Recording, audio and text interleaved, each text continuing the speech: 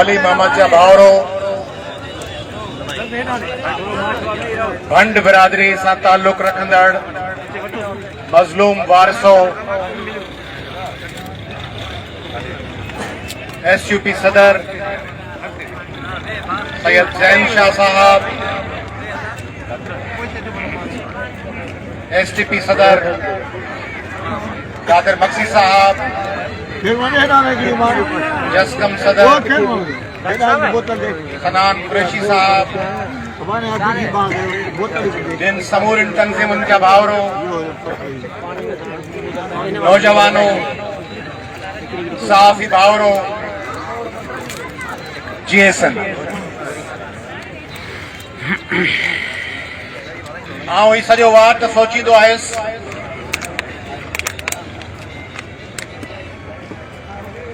त माण्हूअ में दिमाग़ जे कंहिं कुंड में, कंहिं दिल जे कंहिं ज़रड़े में को ज़मीर जो, को हया शर्म जो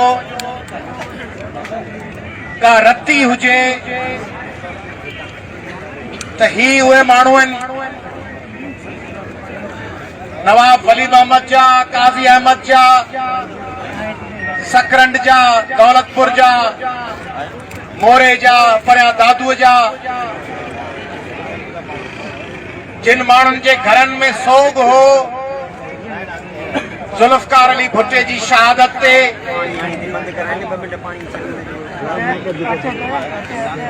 त मूं सोचियो पे त ही बिलावल साहब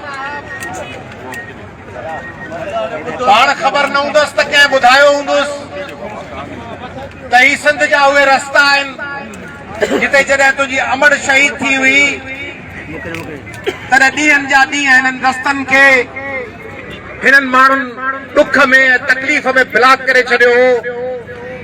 उन्हनि में ही भंड बि हूंदा, ॿिया आस पास जा माण्हू हूंदा। जॾहिं तुंहिंजो नानो फांसी चढ़ियो हो हिननि जे घर में दागी कोन चढ़ी हूंदी। जॾहिं तुंहिंजो मामू मुर्तज़ा भुट्टो शहीद थियो हो तॾहिं ही माण्हू रस्तनि ते अची वेठा हूंदा, सोग कया हूंदऊं। तुंहिंजी अमड़ लाइ हिननि नेशनल हाईवे ब्लॉक कयो हूंदो। तूं नंढड़ो हूंदे तोखे, तुंहिंजी भेनरुनि खे, असीं त उन्हनि खे पंहिंजे भेण बेनज़ीर जे बचड़नि जे हैसियत सां सुञाणंदा आहियूं। बख्तावर खे, आसिफा खे, उन्हनि खे इहो यादि त हूंदो त ही उहे माण्हू हुआ जॾहिं तव्हीं लंडन हो, तव्हांजी अमड़ शहीद ते थी त ही रस्तनि ते अची वेही रहिया हुआ। MRD जे तहरीकुनि में गोलियूं खाईंदड़ ही माण्हू हुआ। हिननि लाइ गीत लिखिया विया त मोरे मेहड़ दादूअ में ढाटीअड़ा पुट ढोल कुठा। ही उहे ढाटीअड़ा पुट ढोल हुआ जिन जे वॾनि, जिन जे अबनि, जिन जे चाचनि, जिन जे वॾनि भाउरनि गोलियूं खाधियूं हिननि रस्तनि ते। उन्हनि खे तव्हां हीअं तितरनि वांगुरु, कबूतरनि वांगुरु गोलियूं हणी उन्हनि जा लाश ॾिना आहिनि जेके तव्हांजे पारां पहिरीं सफ़ में बीहंदा, जेके तव्हांजे तरफ़ां दुश्मननि जे आॾो अखियूं अखियुनि में मिलाए सीना सबर थी मुक़ाबले में ईंदा हुआ। उन्हनि खे तव्हां पंहिंजे राज में, पंहिंजे भाग में, पंहिंजे इक़्तिदार में, पंहिंजे ताक़त ऐं पंहिंजे वसीलनि सां उन्हनि खे कुठो आहे। क़त्ल कोन कयो आहे, उन्हनि खे कुठो आहे। ही जेको चयो थो वञे तसादुम, ख़ास तौर ते हिकिड़ी मख़सूस मीडिया, मख़सूस ज़बान में ये न्यूज़ हलाई त तसादुम हो गया। तसादुम थींदो आहे ॿिनि धुरनि जे विच में। ॿ हथियार बंद या ॿ ताक़तवर विढ़ंदा आहिनि त तसादुम थींदो आहे। हिकिड़ा माण्हू बे हथियार, हारी, ग़रीब, मिस्कीन पंहिंजे ज़मीनुनि ते बीठा आहिनि। उन्हनि जो कहिड़ो तसादुम? उहे त बीठा। तसादुम हुजे हा त ॿिन्ही धुरनि पारां लाश किरनि हा। तसादुम हुजे हा त हथियारनि सां भंडन जा माण्हू बि गिरफ़्तार थियनि हा, छाकाणि त उहे सरज़मीन तां भॼी त कोन विया हा, तसादुम हुजे हा त साम्हूं भला के ॿिया माण्हू मुआ कोन त साम्हूं के ज़ख़्मी हुजनि हा, ज़ख़्मी बि कोन्हनि, साम्हूं वारनि जा लाश बि कोन्हनि, साम्हूं वारनि के हथियार बि मुखालफ़नि जा कोन ॾेखारिया आहिनि, छाजो तसदुद? ही खून आहे, नाक खून निशानो वठी कयल खून आहे, ऐं इन खून ते ही नेशनल हाईवे आहे, ही को वाही पांदी ड्रिगबाला खां परियां बलोचिस्तान जा पहाड़ कोन्हनि, ही को छाछरो ऐं नंगर पार कर कोन्हे जिते माण्हू खे ख़बर कान पई वीचारा अछड़े थर में मारिजी विया, नारे में खिपरे खां परियां वीचारनि खे ख़बर कान्हे। हुकूमत हिननि जी, इक़्तिदार हिननि जो, ज़िले इंतज़ामिया हिननि जी, पुलिस हिननि जी, ऐं ख़बर आहे त 45 कलाक थी विया आहिनि ऐं 5 लाश रखिया, 18 यतीम ॿार उन्हनि जूं अमड़ूं ॾिसनि पयूं त हाणे थो असां इंसाफ़ जो आगाज़ थिए। रत खींजूं ॾेई वयल रत सुकी वियो आहे, रत उन्हनि ज़ख़्मनि ते ॼमी वियो आहे, लाश पटनि ते आहिनि,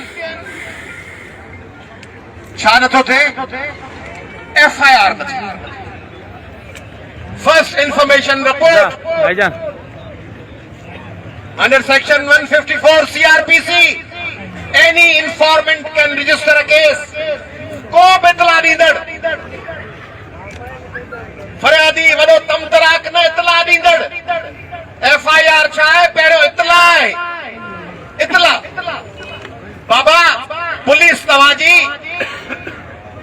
प्रोसिक्यूशन तव्हांजी, जांच ऑफिसर तव्हांजा, FIR थी वञे, FIR थियण खां पोइ पुलिस जांच करे, चालान पेश करे, तव्हांजा माण्हू मुलविस न हूंदा, चालान जे कालम बे में थी वेंदा, मुलविस न हूंदा, ज़मानतूं थी वेंदनि, अदालतूं इंसाफ़ कंदनि, ऐं जे मुलविस हूंदा त सज़ाऊं ईंदनि।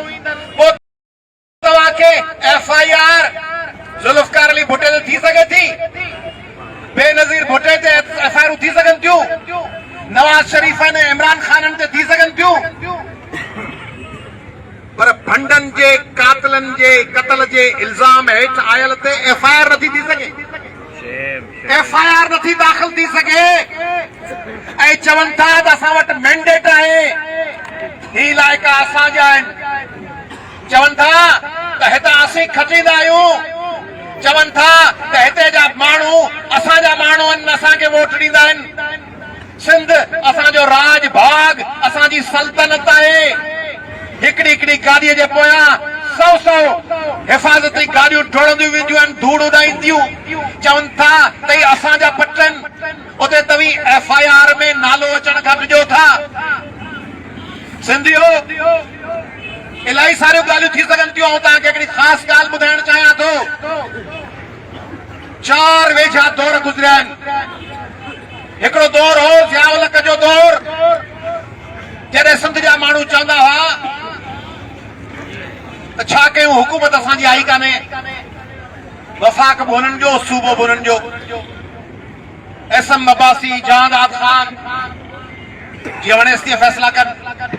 पोइ ॿियो दौर आयो, पीपल्स पार्टी जी हुकूमत 88 में ऐं 93 में। उन दौर में बेनज़ीर साहिबा ॿिया चवंदा हा असांखे कमु करणु नथो ॾिनो वञे, इहो ॿियो दौर। हुकूमत सूबाई वठनि पर असीं कोशिशि कयूं पिया, असांखे कमु करणु नथो ॾिनो वञे मथां। पोइ टियों दौर आयो, जंहिंमें वरी इहो तासुर जुड़ियो त वफ़ाक़ी हुकूमत का सिंध में करप्शन जो ख़ात्मो चाहे थी, पर वेचारी फबे कान थी। सिंध हुकूमत वटि इक़्तिदार आहे 2009 खां, तंहिंजे करे वफ़ाक़ी हुकूमत ऐं ॿिया इदारा हथ पेर हणनि था, पर करप्ट माण्हू अटकलूं सटकलूं करे बचियो वञनि। हाणे चौथों दौर आहे, वफाकी हुकूमत ऐं सिंध हुकूमत गॾु अथव। तव्हांखे ॿुधायो वञे थो त अलॻि अलॻि आहिनि, ही सभु गॾु त इहो थियल आहे त तव्हां जीअं वणेस तीअं सिंधियुनि खे लुटियो सिंध में, जीअं वणेस तीअं सिंधियुनि खे तबाह कयो। असांखे जेके ॿियूं सहूलियतूं खपंदियूं, के ज़मीनूं खपनि, के जज़ीरा खपनि, को कोयलो खपे, को पेट्रोल खपे, का गैस खपे, के ॿियूं शयूं खपनि, उन्हनि में छेड़छाड़ न कजो।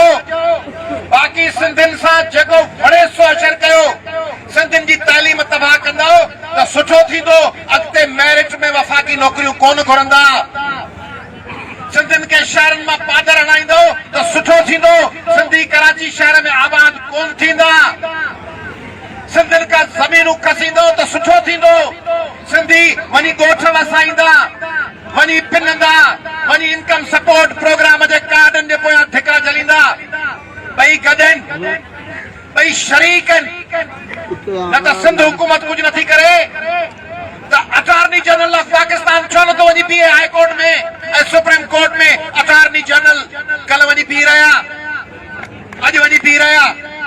सुप्रीम कोर्ट के attorney general of Pakistan request करे हा त 5 लाश किरिया पिया आहिनि, 45 कलाक थिया आहिनि। एडवोकेट जनरल सिंध साहब ऐं ही जेके CSSूं कंदा आहिनि ऐं पाण सभु असीं तव्हीं फलाणे ॻोठ शादी लार्ज जे भरिसां ॻोठ मां फलाणी ज़ात जो नौजवान CSS पास करे ASP थी वियो। मुबारकूं खीरूं मुबारकूं। फलाणो माण्हू असिस्टेंट कमिश्नर ग़रीब हारीअ जो ॿार असिस्टेंट कमिश्नर थी वियो। फलाणो पास करे मुख्तियारकार थी वियो। हिननि लाइ पाण खीरूं खंडूं विराईंदा आहियूं। ही आहिनि उहे ASP SP DC assistant commissioner जेके ट्रेनिंग वठंदा आहिनि त आईन सां कानून सां वफ़ादार थींदासीं।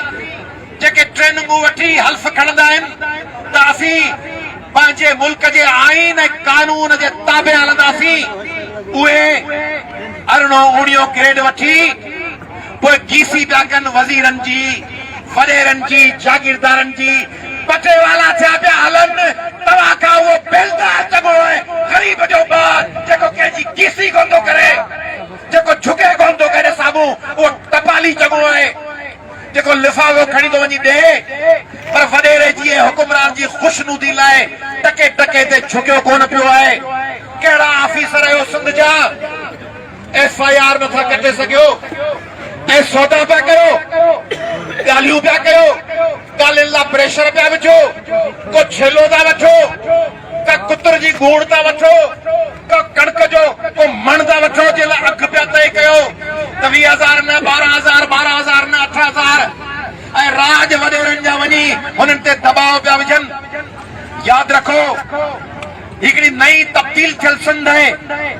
ही सिंध देर थिएसि पई, सुस्त आहे, कोताहियूं आहिनि, पर सिंध आहिस्ते आहिस्ते मटिजे पई। ही उहा सिंध आहे जंहिंमें हिकिड़ी पोड़ी 70 सालनि जी झूर माई जिंदो उथी बीह रही ऐं कातिलनि जो गर्दन झुकाए उन्हनि खे फांसीअ ते चढ़ाए छॾी। ही उहा सिंध आहे जंहिंमें हिकिड़ी अणपढ़ियल भेण जंहिंजे खट जे वाॾनि में हुनजो पुटु ॿधल आहे, खीर कोन्हे जो बाज़ार मां वठी उन बीमार ॿार